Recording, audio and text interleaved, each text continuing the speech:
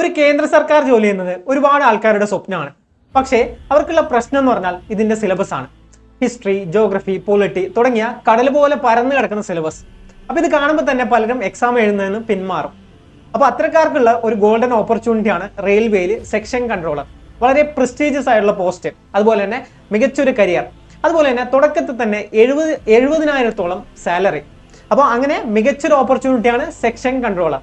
അപ്പൊ അതിലും പ്രധാനപ്പെട്ട കാര്യം എന്ന് വെച്ചാൽ ഇതിന്റെ സിലബസ് ആണ്. വളരെ ചെറിയൊരു സിലബസ് ആണ് ഇതിന് പഠിക്കാനുള്ളത്. മാത്സ്, റീസണിങ്, അതുപോലെ തന്നെ റീഡിംഗ് കോംപ്രിഹെൻഷൻ, ഈ കാര്യങ്ങൾ മാത്രം നിങ്ങൾ കൃത്യതയോടുകൂടി പഠിച്ചാൽ ഈ എക്സാം സിമ്പിൾ ആയിട്ട് ക്രാക്ക് ചെയ്യാൻ പറ്റും. മാത്സ് എന്ന് പറഞ്ഞാൽ പൊതുവെ കോമ്പറ്റേറ്റീവ് എക്സാമിന് കാണുന്ന ക്വസ്റ്റ്യൻ തന്നെയാണ് വരിക.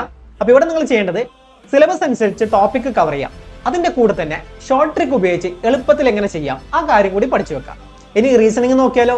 റീസണിങ്ങിന് നമ്മൾ പ്രാക്ടീസ് ആണ് ആവശ്യം. അപ്പോൾ ചില ക്വസ്റ്റ്യൻസ് ഒക്കെ കുറച്ച് ലെങ്തി ആയിരിക്കും. അപ്പൊ അവിടെ നിങ്ങൾ വേണ്ടത് മാക്സിമം പ്രാക്ടീസ് കൊണ്ട് ആ ക്വസ്റ്റ്യൻസ് എങ്ങനെ പെട്ടെന്ന് ചെയ്യാമെന്ന് പഠിച്ചു വെക്കാം.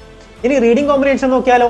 റീഡിംഗ് കോംപ്രിഹെൻഷനിൽ ചെറിയ പാസേജ് ആയിരിക്കും നിങ്ങൾക്ക് തരിക. വലിയ പാസേജ് ഉണ്ടാവില്ല, ചെറിയ പാസേജ് ആയിരിക്കും തരിക. അപ്പൊ ആ പാസേജ് വായിക്കുക, ആൻസർ ചെയ്താൽ. അപ്പൊ ഈ 3 കാര്യങ്ങൾ ഉണ്ടെങ്കിൽ സെക്ഷൻ കൺട്രോൾ എന്ന എക്സാം നമുക്ക് സിമ്പിൾ ആയി ക്രാക്ക് ചെയ്യാൻ പറ്റും.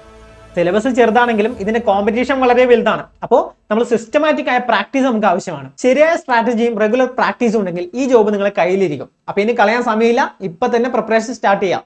ഓക്കെ, അപ്പോൾ എല്ലാവർക്കും ഓൾ ദ ബെസ്റ്റ്.